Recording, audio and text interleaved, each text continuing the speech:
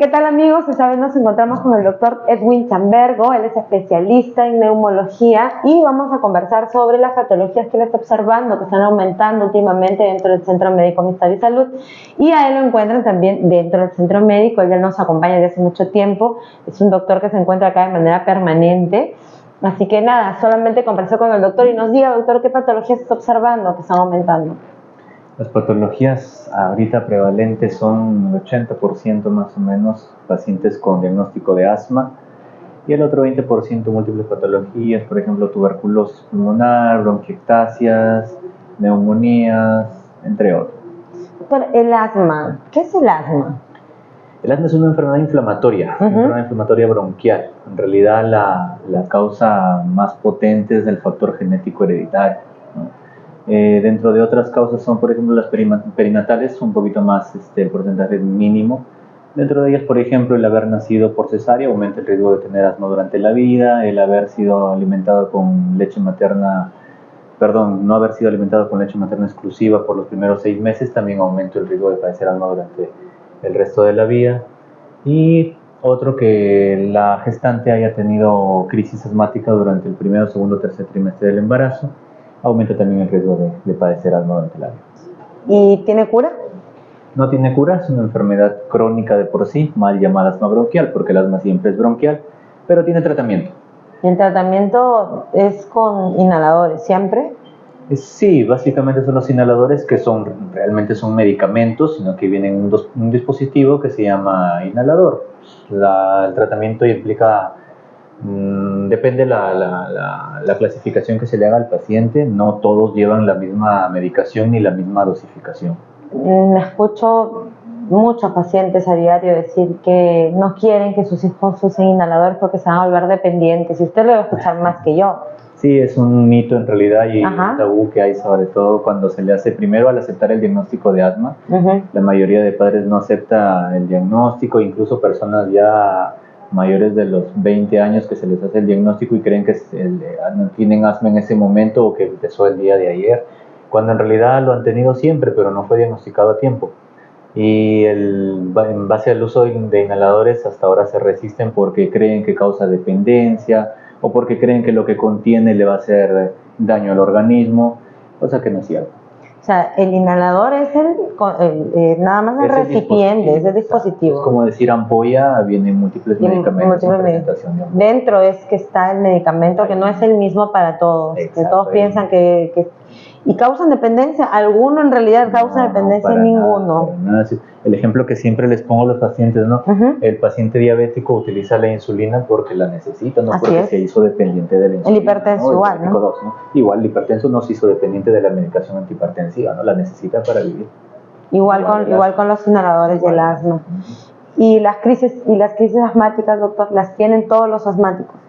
Justo al consultorio vienen los pacientes con crisis, ¿no? Con crisis, porque ya es cuando presentan la crisis donde empiezan con las molestias, ya es una tos, el síntoma principal es la tos, es una tos que ya no les pasa, que ya no la toleran, entonces más por eso es el motivo de la consulta. Y en realidad esa tos no es la primera vez que la tuvieron, no la han tenido ya de manera constante, pero no acudieron a la consulta, y en ocasiones sí acudieron, pero no se hizo un buen diagnóstico. Es por eso que el paciente, eso también forma parte del rechazo que tiene al momento que se le hace el diagnóstico de asma. ¿Y qué pruebas se realizan en neumología para determinar el proceso asmático o alguna otra enfermedad?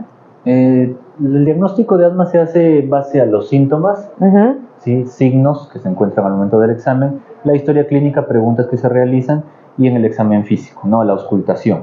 Hay unos sonidos bronquiales que son característicos, que se llaman sibilantes. Dentro de la ayuda al diagnóstico también podemos utilizar lo que es la espirometría. La espirometría con test de broncodilatación.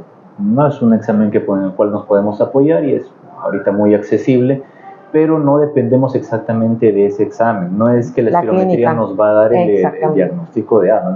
No voy a esperar que venga mi espirometría diciéndome si es asma o no es asma, porque la espirometría solamente evalúa función pulmonar y yo puedo tener asma con función pulmonar conservada.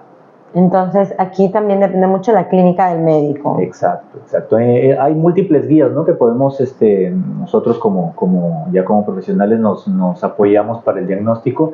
y algunas de ellas nos mencionan, ¿no? Podemos hacer el diagnóstico e incluso iniciar tratamiento para asma sin tener necesariamente la espirometría.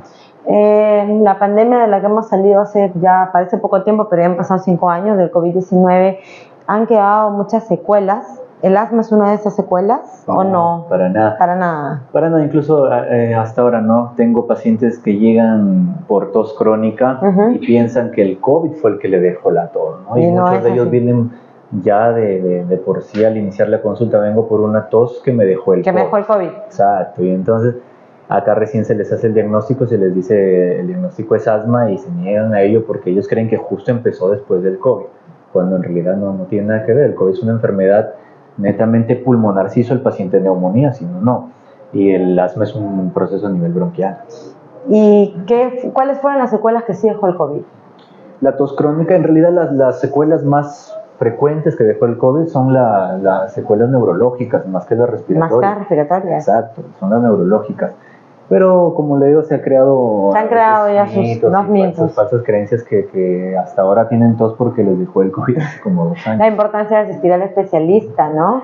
Doctor, ¿y los fumadores deben ir al neumólogo? Nos preguntan, ¿no? Es una pregunta que ha venido del Facebook. Así es. Los fumadores hacen una enfermedad que también es frecuente, que se llama enfermedad pulmonar obstructiva. EPOC. Todo, exacto, EPOC. Bueno, EPOC mal llamada también porque todo el EPOC siempre es crónico, siempre ¿no? es crónico. Y es enfermedad pulmonar obstructiva crónica. Ajá. Siempre es crónico, igual que el asma. Es una enfermedad muy parecida al asma, los dos tienen parecidos los síntomas. El problema o la diferencia en realidad es la noxa, ¿no? El paciente estuvo expuesto a esa noxa que es el tabaquismo. Ese tipo de pacientes, a ver, una diferencia, todo paciente que fuma no hace EPOC. No todo paciente que fuma hace EPOC, pero muchas veces han acudido a consultas, ¿no? Y pacientes fumadores que tienen por ahí tal vez algún tipo de tos o algún tipo de dificultad respiratoria, se les ha dicho que es EPOC, cuando en realidad tal vez la tos es causada por otra patología, ¿no? La tos en realidad no siempre es causada por patología respiratoria, también hay patologías extrarrespiratorias o extrapulmonares que causan tos. Una de ellas, por ejemplo, la insuficiencia cardíaca, el reflujo gastroesofágico, el goteo postnasal, etc. Alergias, las famosas alergias también. ¿Y qué se puede hacer para mejorar la salud pulmonar, doctor? Aparte de no fumar. Eso sí depende de cada patología, ¿no? Las recomendaciones, restricciones que se da a pacientes depende de la patología que esté padeciendo. Vamos a poner un ejemplo del EPOC. Obviamente dejar de fumar, ¿no? Dejar de fumar, si no se puede, si ya se volvió prácticamente una adicción, acudir y apoyarnos de otra especialidad que es psiquiatría para manejar el proceso de ansiedad que le da al paciente al dejar el tabaco. Doctor, ¿la neumonía siempre es grave? No, la neumonía grave es aquel paciente que está, bueno, como hay criterios para clasificar una neumonía grave, uno de ellos es estar en ventilación mecánica, por ejemplo, ¿no? ¿Ya? No es que si yo lo escucho toser más a un paciente que a otro, él sí tiene neumonía grave y le tiene un poquito menos de neumonía, no, ni tampoco existe el principios de neumonía, ni el principios de asma, ni el principios de ni principios de no, o la tienes o no la tienes, ¿no? Exacto. Y entonces, en este caso, se valora como con saturación, ya con la clínica también, ya tenemos examen de apoyo diagnóstico. Claro, tenemos ahí algunos apoyo, no tanto más dependiendo de imágenes, ¿no? Sino más de examen físico, de cómo habló el paciente, como se lo menciona, saturación de oxígeno, por ahí algunos exámenes sanguíneos, algunas radiografías de tórax. Y dependiendo también la edad, no es lo mismo tener un paciente con neumonía de 20 años o uno de mayor de 65 años, ¿no? En el de mayor de 65 años evalúo más cosas por las cuales ya estoy por ahí viendo si ingresarlo o no ingresar a la hospitalización para que reciba un tratamiento ya endovenoso. ¿La neumonía es contagiosa? Sí. ¿Es contagiosa? Es respiratoria, sí. Contacto directo. Contacto directo. Entonces, si hay un paciente o una persona con neumonía en casa, ¿hay que aislarse también? Es que la neumonía en realidad es una enfermedad la cual va a ver, digamos, pongo un ejemplo, un paciente diabético tiene neumonía, pero se contagió justamente por eso, porque un paciente diabético se le considera inmunosuprimido. ¿Por qué? Porque sus defensas, entre comillas, están bajas y por la medicación tal vez que por ahí consume. Un paciente, por ejemplo, que consume corticoides de larga edad, es un paciente también considerado inmunosuprimido. Un paciente que sufre de patologías hepáticas, de patologías cardiovasculares, patologías renales, son pacientes que están inmunosuprimidos y en ellos es más fácil que tengan que se contagie de neumonía. la diferencia entre usted y yo. Por ejemplo, un paciente diabético con neumonía y está cerca de nosotros, no siempre nos vamos a contagiar neumonía. ¿Por qué? Porque depende mucho de nuestro sistema respiratorio, la defensa que tenga el tema. Doctor, nos habló también sobre la tuberculosis, que no es mucho el porcentaje, pero sí existe en la ciudad. No, o sea, no es que exista poco ni que el porcentaje sea bajo, al contrario, la tuberculosis es una enfermedad muy prevalente y tenemos uno de los mayores porcentajes en nuestro país con pacientes con tuberculosis, sino que en realidad no lo vemos aquí porque muchas veces se quedan en periferia los pacientes, se diagnostican en periferia y el tratamiento también se recibe en periferia. El tratamiento es largo.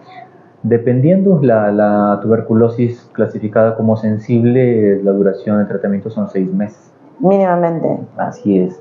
¿Cada cuánto tiempo asistí al neumólogo? ¿Solo cuando tengo tos? Una vez que se diagnostica una enfermedad, dependiendo también de la enfermedad, el especialista le va a comunicar al paciente en cuánto tiempo son sus controles periódicos. Un gusto, como siempre, conversar con usted, doctor. Ha sido el doctor Edwin Chambergo. Con él se pueden atender en el área de neumología. Sus horarios están, como siempre, disponibles en el 961-276-536 y lo pueden encontrar en el Centro Médico Amistad y Salud con una consulta de tan solo 60 soles. Un gusto, como siempre, doctor, y recordarles a ustedes siempre que su salud no tiene por qué ser cara. Chao.